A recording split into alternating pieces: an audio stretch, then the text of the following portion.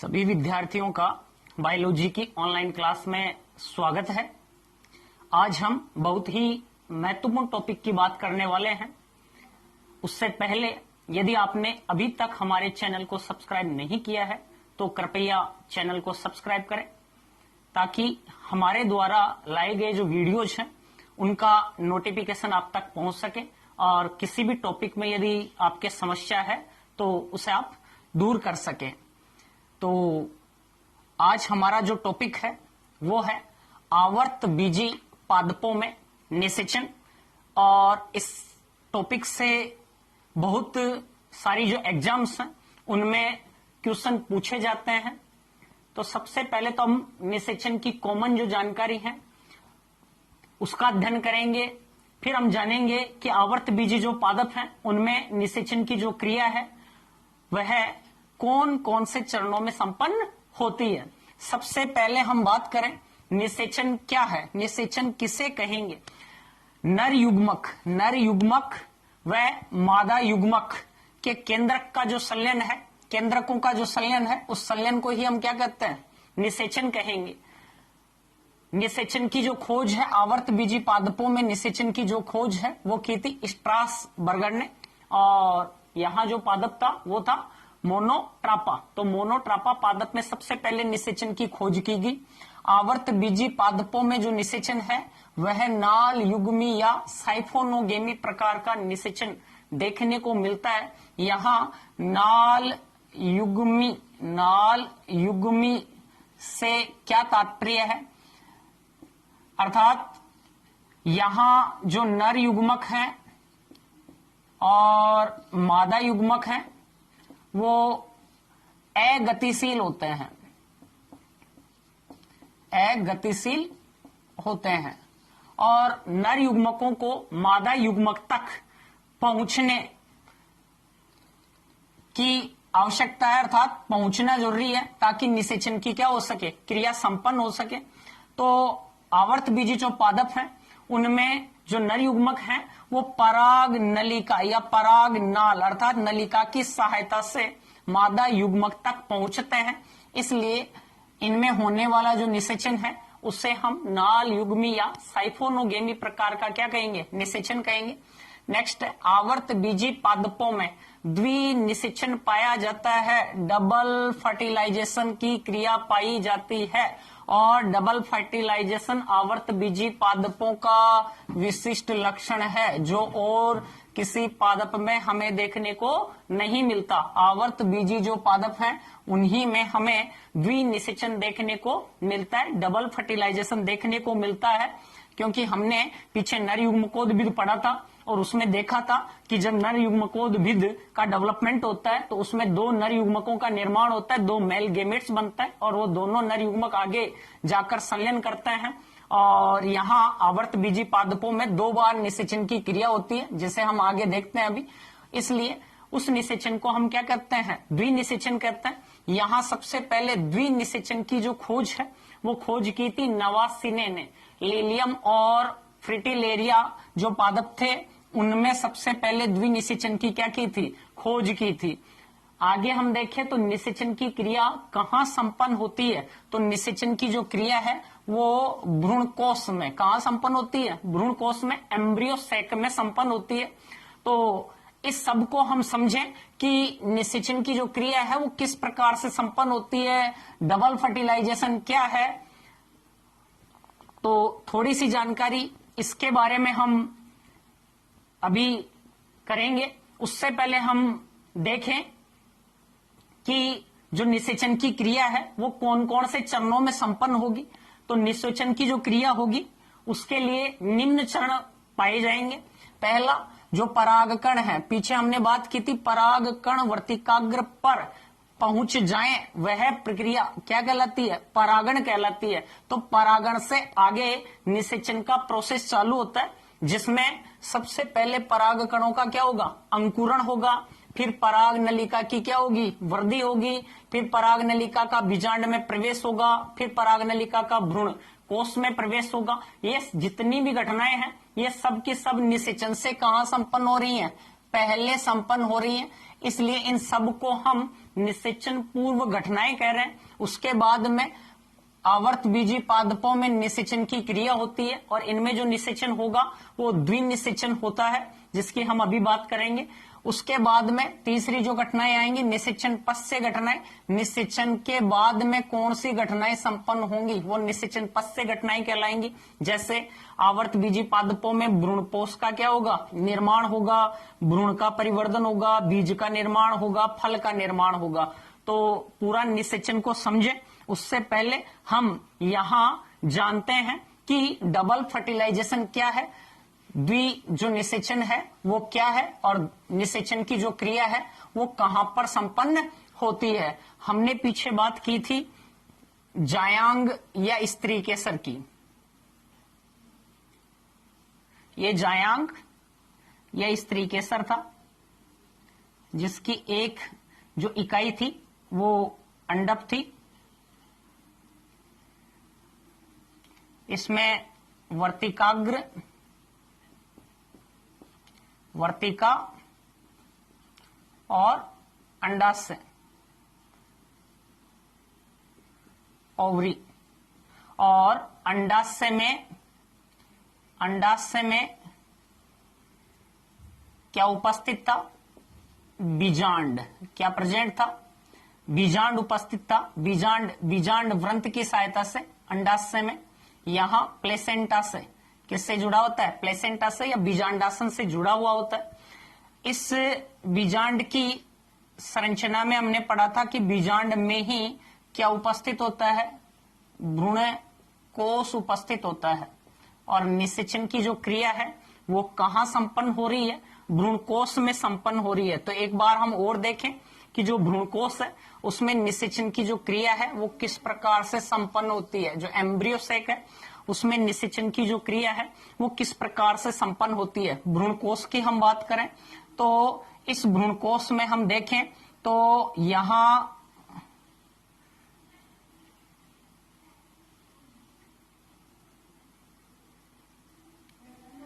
भ्रूण कोष में जो बीजांड द्वारीय सिरा था, उस बीजांड द्वारीय सिरे की तरफ 3 कोशिकाएं पाई जाती हैं। बीजांड द्वारीय सिरे की तरफ 3 कोशिकाएं पाई जाती हैं।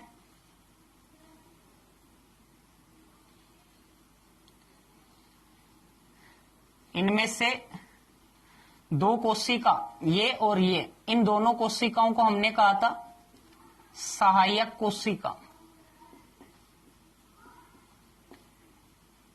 निभागीय सिरे की तरफ भी 3 कोशिकाएं हैं। ये इन कोशिकाओं को हमने कहा था प्रतिमुखी कोशिका। प्रतिमुखी क्या कहा था, कोशिका। और सहायक कोशिकाओं के अलावा बीजांड द्वारीय सिरे की तरफ एक बड़ी कोशिका है जिसे हम कह रहे थे अंड कोशिका।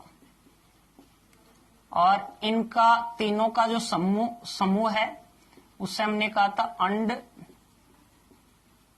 समुच्चय। क्या कहा था, अंड समुच्चय। यहां अंड कोशिका की बात करें कितनी कोशिका है, एक। सहायक कोशिकाओं की बात करें कितनी कोशिकाएं हैं, 2। ये सभी जो कोशिकाएं हैं कैसी हैं, अगुणित हैं। ये जो कोशिकाएं हैं ये भी कैसी हैं, अगुणित। और प्रतिमुखी कोशिकाओं की संख्या यहाँ कितनी है, 3। इसके अलावा मध्य की बात करें तो यहाँ 2 ध्रुवीय क्या पाए जाते हैं, केंद्रक पाए जाते हैं। इन्हें हम क्या कह रहे हैं, ध्रुवीय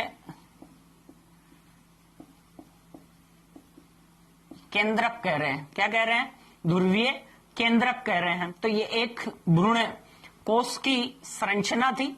इस भ्रूण कोष में ही क्या स्थित होती है, अंड कोशिका। और इस अंड कोशिका के साथ ही नर युग्मक का क्या होगा, संलयन होगा, निषेचन की क्या होगी, क्रिया होगी। तो यहां हम बात कर रहे हैं भी आवर्त बीजी जो पादप हैं उनमें द्विनिषेचन की क्रिया देखने को मिलती है। और द्विनिषेचन इनका एक विशिष्ट क्या है, गुण है, विशिष्ट लक्षण है। कैसे द्विनिषेचन की क्रिया होगी, देखो जब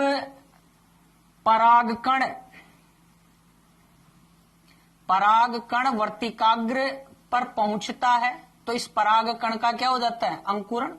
उस समय इस पराग कण में 3 केंद्रक बनते हैं। 2 तो यहां होते हैं नर युग्मक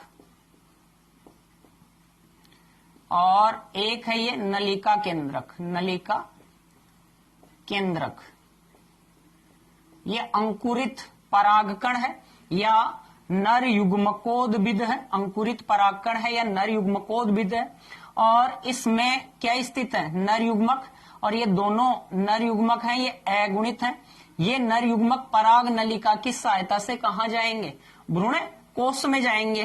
तो भ्रूण कोष में जाएंगे तो इन नर युग्मकों में से एक जो नर युग्मक होगा वो एक नर युग्मक तो अंड कोशिका से क्या करेगा? संलयन करेगा।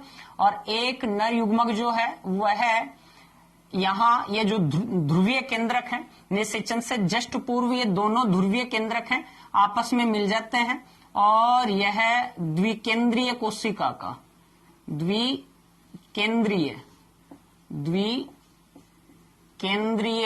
कोशिका का क्या करते हैं? या द्विकेंद्रीय इसे हम कहेंगे द्वितीयक केंद्रक कहेंगे। और ये जो पूरी कोशिका है इसे कह देंगे केंद्रीय कोशिका,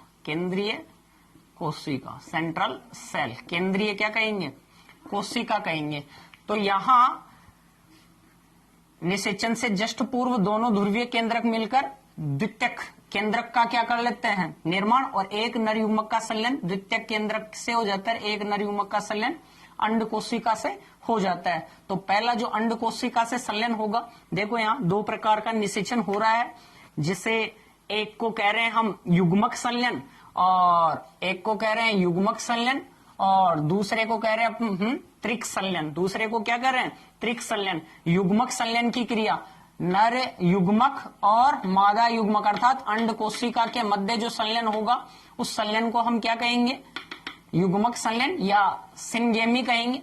एक मेल गेमिट है और एक अंड कोशिका है, एग सेल है, इनके मध्य होने वाला जो संलयन है वह संलयन क्या कहलाएगा? युग्मक संलयन कहलाएगा। और जिसके दौरान युग्मनज या जाइगोट का क्या होगा? निर्माण, अर्थात एक द्विगुणित कोशिका का निर्माण होगा। 2 अगुणित, ये भी अगुणित है, ये भी अगुणित है। गुणसूत्रों की संख्या यहाँ अगुणित है, यहाँ भी अगुणित है। दोनों मिलकर एक द्विगुणित कोशिका का निर्माण करते हैं, जैसे युग्मनज या जाइगोट करते हैं।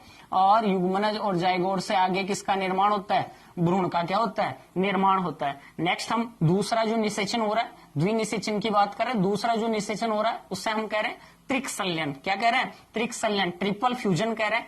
ट्रिपल फ्यूजन के अंतर्गत क्या हो रहा है? सबसे पहले दोनों ध्रुवीय केंद्रक, 2 ध्रुवीय केंद्रक थे, दोनों ध्रुवीय केंद्रक आपस में मिलकर द्वितीयक केंद्रक का क्या कर लेते हैं? निर्माण। उसके बाद में द्वितीयक केंद्रक के साथ एक नर युग्मक क्या कर लेता है? संलयन कर लेता है, जिससे यहाँ 3 अगुणित केंद्रकों का क्या हो जाएगा? संलयन। एक ये है तो 3 अगुणित केंद्रकों का संलयन हो जाएगा और त्रिगुणित केंद्रक का निर्माण होगा, जिसे हम कहेंगे प्राथमिक भ्रूणपोष केंद्रक। और इससे प्राथमिक भ्रूणपोष कोशिका बनेगी और इससे निर्माण होगा यहाँ भ्रूणपोष का, एम्ब्रियो सैक का, भ्रूणपोष का क्या होगा? निर्माण होगा। तो इस प्रकार से कितनी बार निषेचन की क्रिया हो रही है? 2 बार निषेचन की क्रिया हो रही है। इसको विस्तार से हम आगे बात करेंगे। अभी यहाँ पर किस प्रकार से निषेचन हो रहा है, फिलहाल आपको इतना समझाना था कि द्विनिषेचन क्या है, द्विनिषेचन क्यों हो रहा है। पुष्पीय पादपों में, आवर्त बीजी जो पादपों में है उनमें 2 बार निषेचन की क्रिया हो रही है, जिसे हम क्या कह रहे हैं? द्विनिषेचन कह रहे हैं। क्या कह रहे हैं?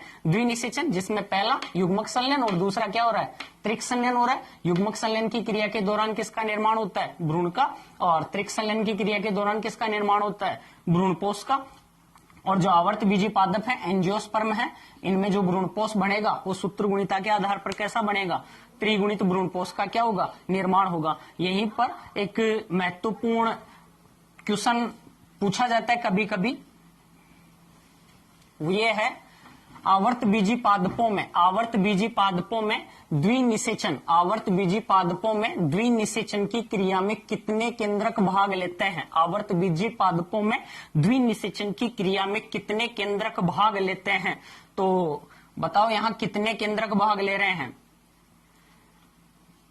कितने केंद्रक भाग लेंगे? देखो 2 केंद्रक तो ये हैं, 1, 2 और 3 केंद्रक तो ये हो गए, और 1 और 2 केंद्रक ये हो गए।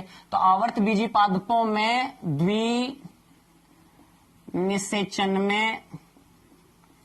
द्विनिषेचन में कितने केंद्रक भाग ले रहे हैं, कितने केंद्रक भाग लेते हैं? तो कितने केंद्रक भाग लेते हैं? 5 केंद्रक भाग लेते हैं। कितने केंद्रक भाग लेते हैं? 5। नेक्स्ट यहीं पर प्रश्न पूछ ले, द्विनिषेचन की क्रिया में कितने युग्मक भाग लेते हैं? क्रिया में कितने युग्मक भाग लेते हैं? कितने युग्मक भाग लेते हैं? तो कितने युग्मक भाग ले रहे हैं? 2 तो मेल गेमिट भाग ले रहे हैं और एक अंडकोशिका भाग ले रही है। तो कितने युग्मक भाग लेंगे? 3 युग्मक। कितने युग्मक भाग लेंगे? 3 युग्मक। यहां इसमें देखें तो ये द्वितीयक क्या है? केंद्रक है। युग्मक कितने? 1, 2 और 3। तो 3 गेमिट भाग लेंगे। यहीं पर प्रश्न पूछता है, जो एक कॉमन सा प्रश्न है कि एक परिपक्व भ्रूण कोष में, एक परिपक्व भ्रूण कोष जो है वह कितने कोशिकीय संरचना है, और एक पूछता है कितने केंद्र की संरचना है। तो कितने कोशिकीय संरचना, देखो ये दोनों केंद्र मिलकर एक कोशिका का निर्माण कर लेंगे। तो ये एक कोशिका, ये 2, ये 3, ये 4, 5, 6 और 7 कोशिकीय केंद्रों की बात करें, 1, 2, 3, 4, 5, 6, 7 और 8। तो परिपक्व जो भ्रूण कोष है वह 8 केंद्र की है और 7 कोशिकीय। 8 तो केंद्र की व 7 कोशिकीय। 7 क्या है? कोशिकीय संरचना है। क्लियर यहां तक? अब किस प्रकार से ये सारा निषेचन का प्रोसेस होता है, कैसे नर युग्मक यहां तक पहुंचेंगे, तो हम विभिन्न जो चरण हैं उनकी बात करेंगे ताकि हमें अच्छे से समझ में आ सके कि आवर्त बीजी जो पादप है उनमें निषेचन की क्रिया कैसे संपन्न होती है। ये कॉमन सामान्य जानकारी थी ताकि आपको पता चल सके कि द्विनिषेचन क्या होता है। तो हम अब स्टेप वाइज बात करेंगे कि जो निषेचन है वो किस प्रकार से संपन्न होगा। सबसे पहला अपना चरण है यहां पर, सबसे पहले हम बात करने वाले हैं पराग कणों का अंकुरण। तो सबसे पहले ये सारी घटनाएं पढ़ेंगे हम कि निषेचन से पहले कौन कौन सी घटनाएं होती हैं। तो पहला अपना जो चरण है वो है पराग कणों का अंकुरण। देखो हमने इससे पीछे बात की थी पराग कणों का वर्तिकाग्र पर पहुंचना, जिसे हमने कहा था परागण। क्या कहा था? परागण। अर्थात परागण की क्रिया के दौरान जो परागकण थे वो परागकण कहां पर पहुंच गए थे? वर्तिकाग्र पर पहुंच गए थे। ये परागकण वर्तिकाग्र पर पहुंच गए थे जो द्विकोशिकीय द्विकेंद्र की अवस्था में थे। तो परागकण वर्तिकाग्र पर पहुंच गए। अब यहाँ वर्तिकाग्र पर पहुंचने के बाद में इन परागकणों का क्या होगा? अंकुरण होगा। तो जो परागकण है वर्तिकाग्र पर पहुंचने के बाद में इस वर्तिकाग्र से कुछ पोषक तत्व ग्रहण करेंगे, जैसे शर्करा है, वसा है, रेजिन है आदि कुछ पोषक तत्व, पोषक पदार्थ यहाँ पर पाए जाते हैं, जिनको अवशोषित करके जो परागकण है वो क्या हो जाएंगे? अंकुरित हो जाएंगे। और अंकुरण के दौरान क्या होगा? जो परागकण थे उनमें जो अंतःचोल था वो अंतःचोल किसी भी एक जनन छिद्र से, किसी भी एक जनन छिद्र से होकर नलिकाकार संरचना के रूप में बाहर आ जाता है। अर्थात पराग नलिका का क्या हो जाता है? निर्माण हो जाता है। यही अंकुरित क्या कहलाएगा? अंकुरित पराग कण कहलाएगा। अर्थात इसी को हम पराग कण का क्या कह देंगे? अंकुरण कह देंगे। अब जो पराग कण था उसमें जो जनन कोशिका थी, उस जनन कोशिका में समसूत्री विभाजन होगा, जिससे कितने नर युग्मकों का निर्माण हो जाएगा? 2 नर युग्मक यहां पर बन जाएंगे। और जो कायिक कोशिका का केंद्रक है वह पराग नलिका के शीर्ष में चला जाता है। तो ये जो केंद्रक था, इस केंद्रक को तो हमने कहा था नलिका केंद्रक। क्या कहा था? नलिका केंद्रक। ये तो कहलाएगा नलिका केंद्रक। और इन्हें हमने कहा था दो क्या बन गए? नर युग्मक थे। क्या थे? नर युग्मक, दो मेल गेमिड थे। ये पराग नलिका थी। तो यहां हम कहें कि पराग कण का क्या हो गया? अंकुरण हो गया। पराग नलिका व नर युग्मकों युक्त जो अंकुरित पराग कण है, उन्हीं को हमने क्या कहा है? अंकुरित पराग कण कहा है।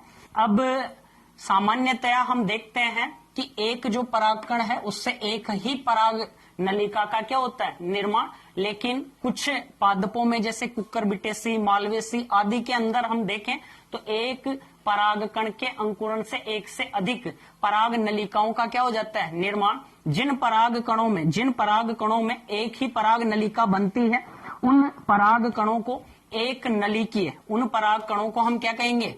एक नलिकीय कहेंगे। लेकिन जिनमें एक से अधिक, 2, 3, 4 उससे भी ज्यादा पराग नलिकाएं बनती हैं, उन्हें बहुनलिकीय परागकण कहते हैं। लेकिन क्रियात्मक रूप से, कार्यात्मक रूप से एक ही पराग नलिका द्वारा इनमें नर युग्मकों का क्या होता है?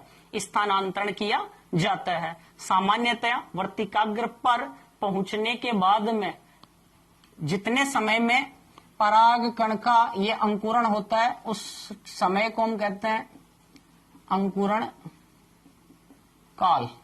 अलग अलग जो पादप हैं उनमें अंकुरण काल अलग अलग होता है। जैसे हम यहां गन्ना, ज्वार आदि की बात करें तो इनके जो पराग कण हैं वो तुरंत अंकुरित हो जाते हैं।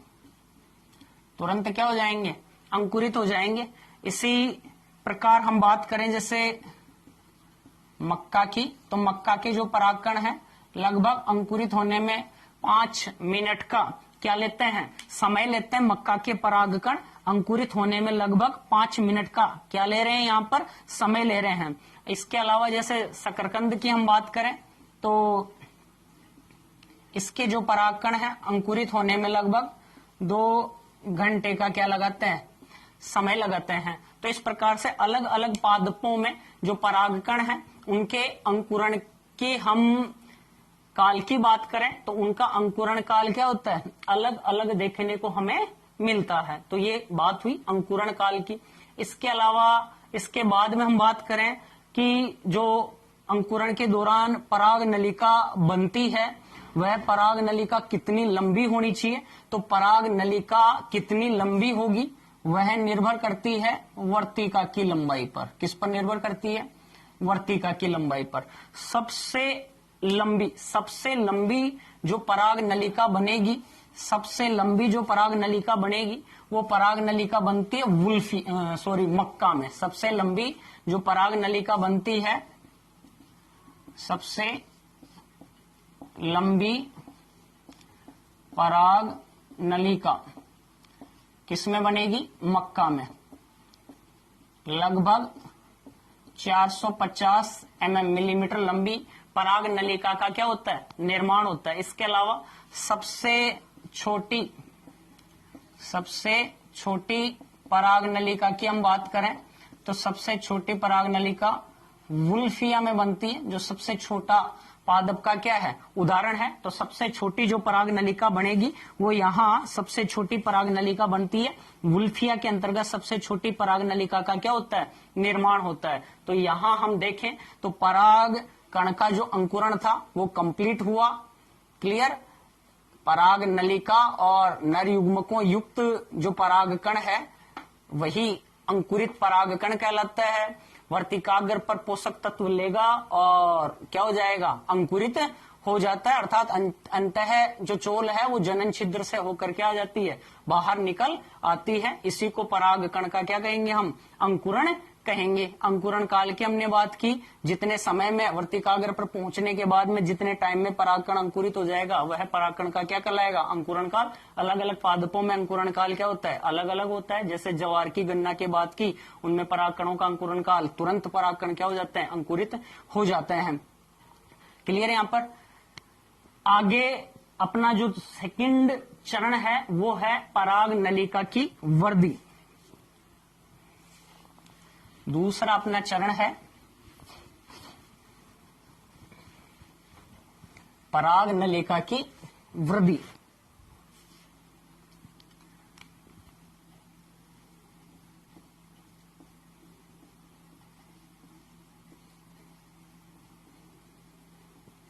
पराग नलिका की वृद्धि। देखो, पराग नलिका जो है वो वृद्धि करती है हमेशा अंडाशय की तरफ और अंडाशय में बीजांड की तरफ, अंडाशय की तरफ और अंडाशय में बीजांड की तरफ पराग नलिका की क्या होती है, वृद्धि होती है। वो वृद्धि किस प्रकार से होगी उसकी बात करें हम तो जो पराग नलिका है उसकी जो वृद्धि है, ये वृद्धि हमेशा होती है शीर्षस्थ वृद्धि होती है। एपिकल ग्रोथ इसमें होती है। दूसरा हम देखें यहां जो पराग नलिका है उसकी जो वृद्धि होगी वो एक तो होती है बोरॉन और एक होती है कैल्शियम जो तत्व है, उनके कारण जो पराग नलिका है वो वर्तिका से होती हुई बीजांड की तरफ क्या करती है, गति करती है। पराग नलिका में होने वाली जो गति है वो रसायनानुवर्तन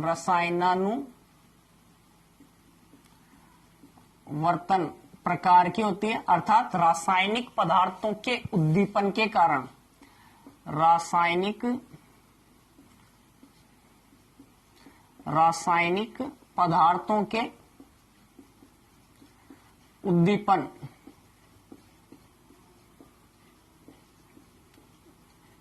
के कारण जो पराग नलिका है वो बीजांड की तरफ क्या करती है, गति करती है। और जो रासायनिक पदार्थ हैं वह भ्रूणकोश जो है उसमें जो सहायक कोशिकाएं हैं उनके जो तंतुमय समुच्चय हैं उनके द्वारा रासायनिक पदार्थों का स्त्राव किया जाता है और उन्हीं के उद्दीपन के कारण जो है वो पराग नलिका है वो किधर, वर्तिका से होते हुए बीजांड की तरफ क्या करती है, गति करती है। यहां हम इसकी गति की बात करें तो किस प्रकार से वर्तिका से होती हुई ये गति करेगी, तो देखो वर्तिका जो है कुछ पादपों में वर्तिका क्या होती है, खोखली होती है, कुछ में वर्तिका क्या होती है, ठोस होती है।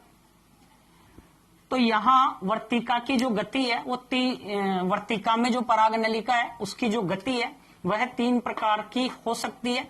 जिन पादपों में पराग वर्तिका खोखली होगी उन और वर्तिका में यहाँ श्लेष्मीय पदार्थ भरा होगा तो यहाँ जो पराग नलिका है आसानी से इस खोखली वर्तिका से होते हुए अंदर तक क्या कर जाएगी, गति कर जाएगी।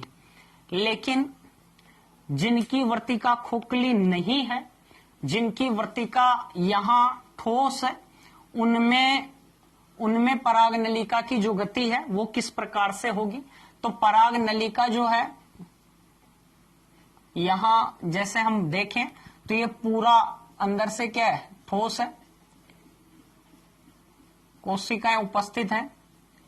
तो पराग नलिका इसमें गति किस प्रकार से करेगी, होगा क्या, पराग नलिका का जो शीर्ष भाग है, शीर्ष भाग से एंजाइम स्त्रावित होता है, पैक्टिनेज। कौन सा एंजाइम, पैक्टिनेज। ये जो पैक्टिनेज एंजाइम है, ये पैक्टिनेज एंजाइम यहाँ की कोशिकाओं की कोशिका भित्ति को तोड़ता तोड़ता एक नलिका का क्या कर देता है, निर्माण कर देता है और इस नलिका की सहायता से पराग नलिका अंदर अंडाशय में बीजांड तक क्या कर जाती है, पहुंच जाती है। तीसरा जो रास्ता हो सकता है वो हो सकता है कि ये वर्तिका है, तो वर्तिका में जो ये कोशिकाएं हैं, इन कोशिकाओं के बीच में, इन कोशिकाओं के बीच बीच में अंतरा कोशिकीय क्या रह जाता है, अवकाश रह जाता है। उस अवकाश से होती हुई, अंतरा कोशिकीय अवकाश से होती हुई जो पराग नलिका है वह क्या करती है, अंदर अंडाशय में जो बीजांड है उस बीजांड तक क्या करती है, गति करती है। यहाँ पराग नलिका की जो गति होगी एक दिशीय प्रकार की होगी और रसायनानुवर्तन के कारण जो पराग नलिका है वो अंडाशय में किस तक, बीजांड तक क्या करती है, गति करती है। प्रश्न पूछ लेता है पराग नलिका की गति किस प्रकार की है, तो रसायनानुवर्तन प्रकार की गति है। एक प्रश्न पूछ लेता है कौन से तत्वों के कारण पराग नलिका जो है उसकी गति संभव होती है या संपन्न होती है, तो बोरॉन और कैल्शियम तत्वों के कारण किस प्रकार की वृद्धि देखने को मिलती है, तो शीर्षस्थ प्रकार की वृद्धि हमें पराग नलिका में देखने को मिलती है। यहां तक कंप्लीट। नेक्स्ट अगला हमारा चरण है पराग नलिका का बीजांड में प्रवेश। पराग नलिका जो है वो बीजांड में किस प्रकार से प्रवेश करती है। देखो हमने बात की थी बीजांड की संरचना की, और बीजांड की संरचना में हमने पढ़ा था कि एक जो बीजांड है उसकी संरचना कुछ इस प्रकार से होती है, जिसमें मृदुतक कोशिकाओं का जो आवरण था उसे तो कहा था हमने बीजांडकाय, और बीजांडकाय के अंदर यहाँ उपस्थित था ये भ्रूण कोश, एम्ब्रियो सैक था, और बीजांडकाय बाहर से अध्यावरणों के इस तरह से घिरा होता है। अधिकांश जो बीजांड है वो द्वि अध्यावरणी होते हैं।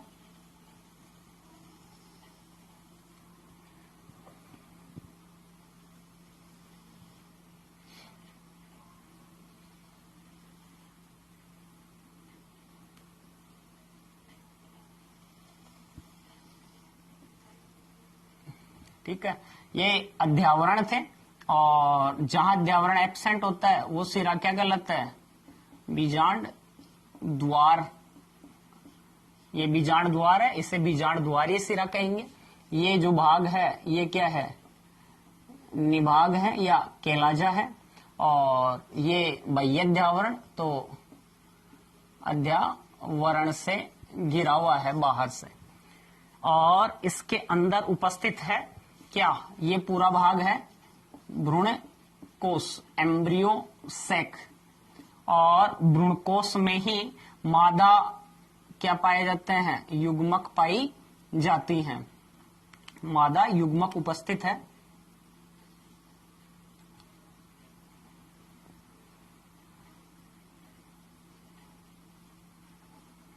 ये ध्रुवीय केंद्रक था, ये प्रतिमुखी कोशिकाएं हैं 3, और ये अंड कोशिकाएं जो बीजांड द्वारीय सिरे की तरफ है। फिलहाल हमें बात करना है जो हमारा तीसरा चरण है पराग नलिका का बीजांड में प्रवेश। पराग नलिका का बीजांड में प्रवेश।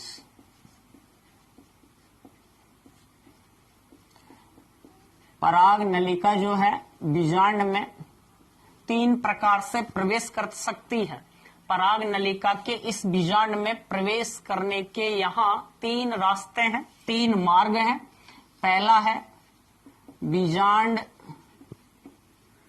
द्वारीय प्रवेश,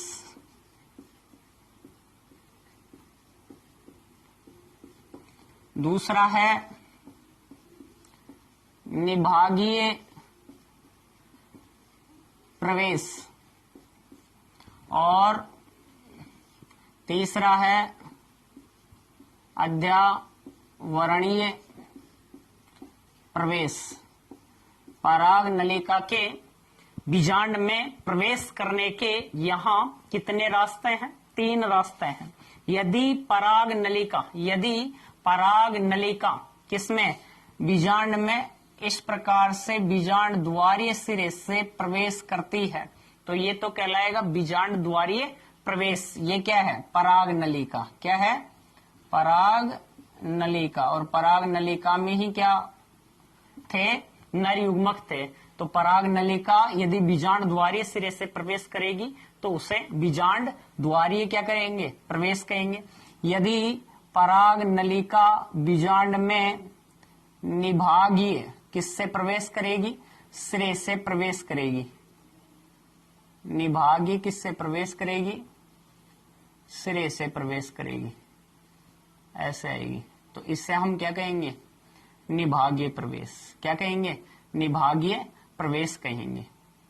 और यदि अध्यावरण वाले स्तरों को तोड़कर प्रवेश करती है तो इससे हम कहेंगे अध्यावरणीय प्रवेश। क्या कहेंगे, अध्यावरणीय प्रवेश। तो पराग नलिका यदि बीजांड द्वारीय सिरे से प्रवेश करेगी, बीजांड द्वारीय प्रवेश, अधिकांश जो आवर्त बीजी पादप हैं इनमें अध्यावरणीय प्रवेश पाया जाता है।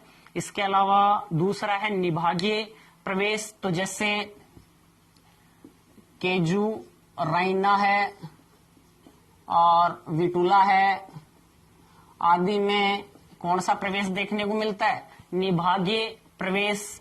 इसके अलावा कुकर बीटा जो है उसमें कौन सा प्रवेश देखने को मिलेगा हमें, अध्यावरणीय प्रवेश, अर्थात अध्यावरण स्तरों को तोड़ते हुए अंदर प्रवेश करती है। नेक्स्ट अगला जो चरण आता है वो है पराग नलिका का किसमें प्रवेश, भ्रूण कोश में प्रवेश। पराग नलिका का भ्रूण कोश में प्रवेश, पराग नलिका का भ्रूण कोश में प्रवेश।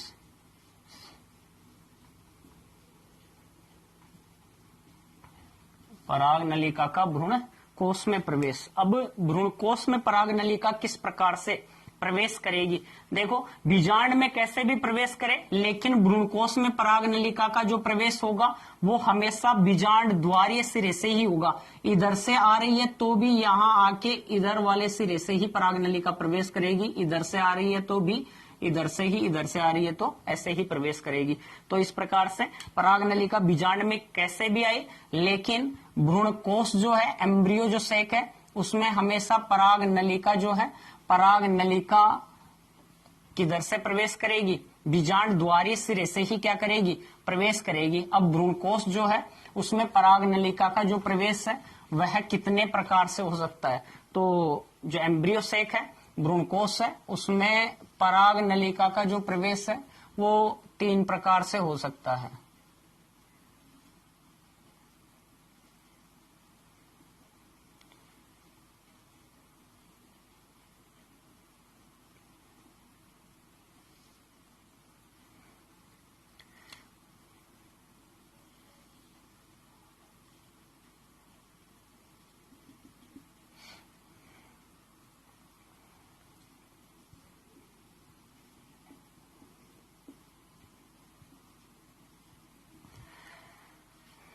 ये दोनों सहायक कोशिकाएं थी, ये अंड कोशिका थी।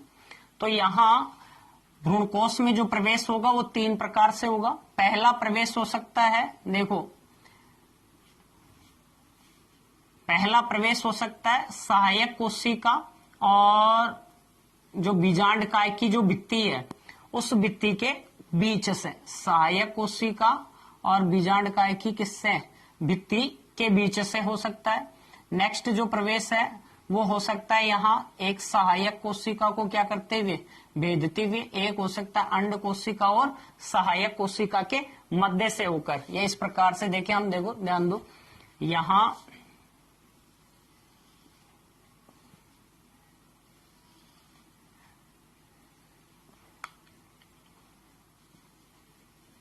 ये तो थी जैसे अंड कोशिका, ये थी सहायक कोशिकाएं और सहायक कोशिकाओं से यहाँ तंतु में क्या पाया जाता है, समुच्चय निकला रहता है।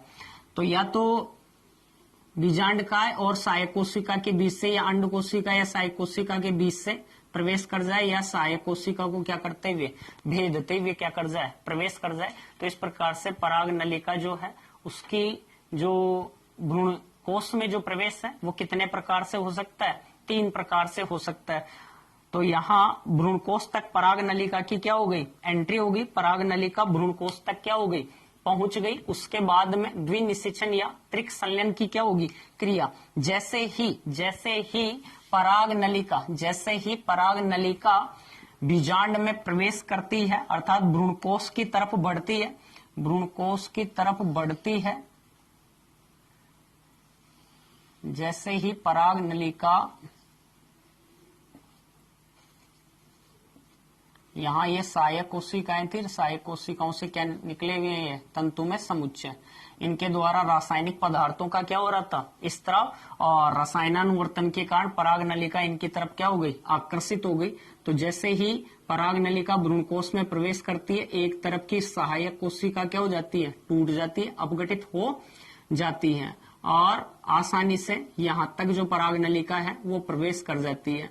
अब अंतः परासरण के कारण क्या होगा, जो पराग नलिका है उस पराग नलिका जो है उसका अग्र सिरा फूल कर क्या हो जाएगा, फट जाएगा, और फटने से दोनों जो नर युग्मक हैं यहाँ क्या कर दिए जाएंगे, मुक्त कर दिए जाएंगे। नलिका केंद्रक और बाकी जो कोशिकांग है सब यहाँ पर मुक्त कर दिए जाते हैं। उसके बाद दोनों सहायक कोशिकाएं टूट जाती है, अपघटित हो जाती है, और कणिका में संरचनाओं का क्या हो जाता है, यहाँ निर्माण हो जाता है, जिन्हें अक्ष बॉडीज, जिन्हें क्या कहेंगे, अक्ष बॉडीज कहेंगे।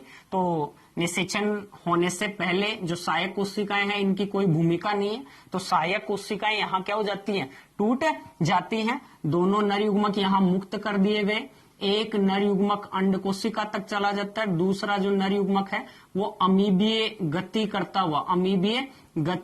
हुआ आगे केंद्रीय द्वितीयक केंद्रक तक पहुंच जाता है या केंद्रीय कोशिका तक पहुंच जाता है। तो यहाँ पर हमने देखा कि जो पराग नलिका है वह किसमें, सहायक कोशिका से आगे वृद्धि नहीं करती है, सहायक कोशिका में आकर ये क्या हो जाती है, फट जाती है, और अंतःपरासरण के कारण या कभी कभी इसमें एक छिद्र, पराग नलिका के शीर्ष पर एक छिद्र का क्या हो जाता है, निर्माण हो जाता है, जिसके कारण इसमें उपस्थित जो नर युग्मक है वो यहाँ मुक्त कर दिए जाते हैं। नलिका जो केंद्रक है उसकी कोई भूमिका नहीं है, वो डिस्ट्रॉय हो जाता है, वो भी नष्ट हो जाता है। तो सहायक कोशिकाएं डिस्ट्रॉय हो गई और नलिका केंद्रक भी क्या हो गया, डिस्ट्रॉय हो गया यहाँ पर।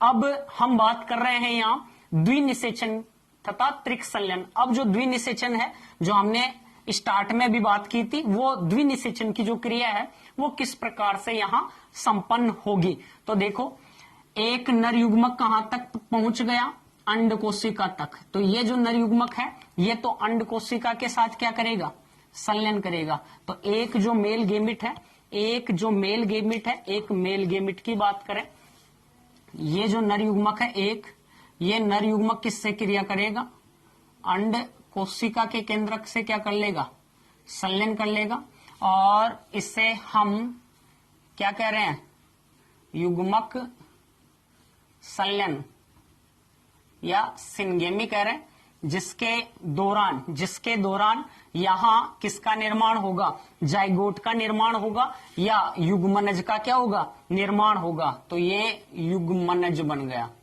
जिससे हम क्या कह रहे हैं, युग्मक संलयन या सिनगेमी कह रहे हैं। और जाइगोट जो होगा वो सूत्र गुणिता के आधार पर कैसा होगा, द्विगुणित, क्योंकि ये जो नर युग्मक है ये अगुणित है, अंडकोशिका जो है वो भी क्या है, अगुणित है। दूसरा जो नर युग्मक है वो अमीबीय गति करता हुआ कहां तक पहुंच जाता है, ध्रुवीय केंद्रकों तक। निषेचन से जस्ट पहले दोनों जो ध्रुवीय केंद्रक हैं आपस में मिल जाते हैं, और ये द्वितीयक केंद्रक किसका निर्माण कर लेते हैं, द्वितीयक केंद्रक का निर्माण कर लेंगे। किसका निर्माण कर लेंगे, द्वितीयक केंद्रक, सेकेंडरी न्यूक्लियस का क्या कर लेंगे, निर्माण कर लेंगे। और ये जो पूरी कोशिका है अब इसे हम कहेंगे केंद्रीय कोशिका। क्या कहेंगे, केंद्रीय कोशिका। तो जो दूसरा नर युग्मक है वो कहां तक जाएगा, द्वितीयक केंद्रक तक जाएगा। और द्वितीयक केंद्रक के पास पहले से कितने अगुणित केंद्रक हैं, 2 अगुणित केंद्रक हैं। एक अगुणित केंद्रक ये है, एक ये है, और तीसरा नरयुग्मक हो गया। तो यहाँ कितने अगुणित केंद्रकों का संलयन होगा, 3 अगुणित केंद्रकों का संलयन होगा। तो पहला तो युग्मक संलयन और दूसरा 3 अगुणित केंद्रकों का जो संलयन होगा उस प्रोसेस को हम क्या कहेंगे, त्रिक संलयन कह रहे हैं। और त्रिक संलयन की जो क्रिया है वो किस किस के मध्य हो रही है, द्वितीयक केंद्रक और किसके मध्य हो रही है, एक नर युग्मक। द्वितीयक जो केंद्रक है वो द्विगुणित और ये कैसा है, अगुणित। दोनों का संलयन होगा जिसे त्रिक संलयन कहेंगे। तो एक नए केंद्रक का निर्माण होगा और ये जो केंद्रक बनेगा ये केंद्रक कैसा होगा, अगुणित होगा, द्विगुणित होगा या त्रिगुणित होगा। 1 2 3 कितने केंद्रकों का संलयन हुआ, यहाँ 3 का। इसलिए जो नया जो केंद्रक बनेगा वो कैसा बनेगा, त्रिगुणित बनेगा। और इसे हम कहेंगे प्राथमिक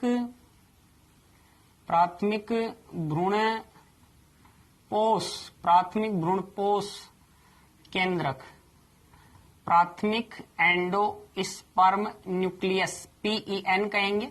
और ये PEN सूत्र गुणिता के आधार पर कैसा होगा, त्रिगुणित होगा। प्राथमिक भ्रूणपोष जो केंद्रक है ये बन गया। अब जो केंद्रीय कोशिका है ये पूरी की पूरी चेंज हो जाएगी, किसमें, प्राथमिक भ्रूणपोष कोशिका में। किसमें चेंज हो जाएगी, प्राथमिक भ्रूणपोष कोशिका में, प्राइमरी एंडोस्पर्म सेल PEC में चेंज हो जाएगी। और यह भी सूत्र गुणिता के आधार पर कैसी होगी, त्रिगुणित होगी। तो यहां से भी एक प्रश्न सामने आता है और प्रश्न यह है, आवर्त बीजी जो पादप हैं उनमें भ्रूणपोष सूत्र गुणिता के आधार पर कैसा है। तो आवर्त बीजी जो पादप है उनमें जो भ्रूणपोष है वो निषेचन के दौरान बना है, निषेचन के बाद में इसका निर्माण होता है। इसलिए सूत्र गुणिता के आधार पर जो भ्रूणपोष है वो कैसा है, त्रिगुणित है। और ये जो भ्रूणपोष कोशिका है, इस भ्रूणपोष कोशिका से पूरे के पूरे आगे किसका निर्माण होगा, भ्रूणपोष का निर्माण होगा। वो आगे बात करेंगे हम कैसे एंडोस्पर्म बनता है, वो कैसे भ्रूणपोष का क्या होता है, निर्माण होता है। और जो युग्मनज है उससे क्या बनता है, भ्रूण का क्या होता है, निर्माण होता है। भ्रूण का जो निर्माण होगा वह युग्मनज से किस प्रकार से होगा। तो यहां हम देखें तो दोनों में जो निषेचन की क्रिया है लगभग साथ हो जाती है।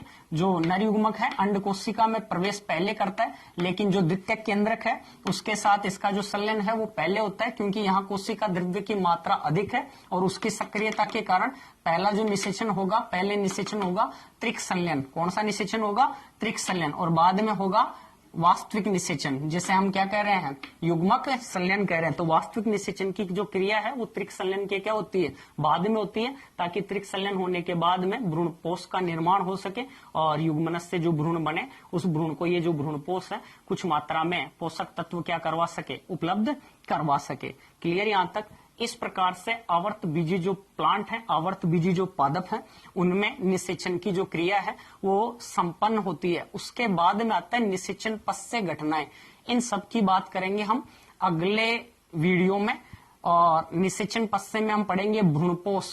इससे जो प्राथमिक भ्रूणपोष कोशिका है उससे भ्रूणपोष कैसे बनता है, युग्मनज से भ्रूण का निर्माण कैसे होता है, और बीजांड जो है उससे बीज का निर्माण कैसे होता है, अंडा से जो है उससे फल का जो निर्माण है वो किस प्रकार से संपन्न होता है।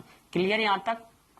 इसके अलावा यहाँ एक है जो द्विनिषेचन है। इस द्विनिषेचन का महत्व क्या है, तो द्विनिषेचन का महत्व है, पहला महत्व तो यह है कि द्विनिषेचन की क्रिया के दौरान क्या बनता है, युग्मनज, और युग्मनज से क्या बनता है, भ्रूण का क्या होता है, निर्माण होता है। दूसरा महत्व यह है कि द्विनिषेचन में त्रिक संलयन की क्रिया हो रही है, जिसके दौरान क्या बन रही है, भ्रूणपोष कोशिका। भ्रूणपोष कोशिका से किसका निर्माण होगा, भ्रूणपोष का। जो भ्रूणपोष परिवर्धित होते हुए भ्रूण को क्या देगा, पोषण देगा। इसके अलावा जो भ्रूणपोष बना आवर्त बीजी पादपों में, वो जो भ्रूणपोष है निषेचन के दौरान बनता है, इसलिए उसमें पितृक और मात्रक अर्थात नर और मादा दोनों के क्या पाए जाते हैं, लक्षण पाए जाते हैं। तो इस प्रकार से यहाँ ये कंप्लीट हुआ।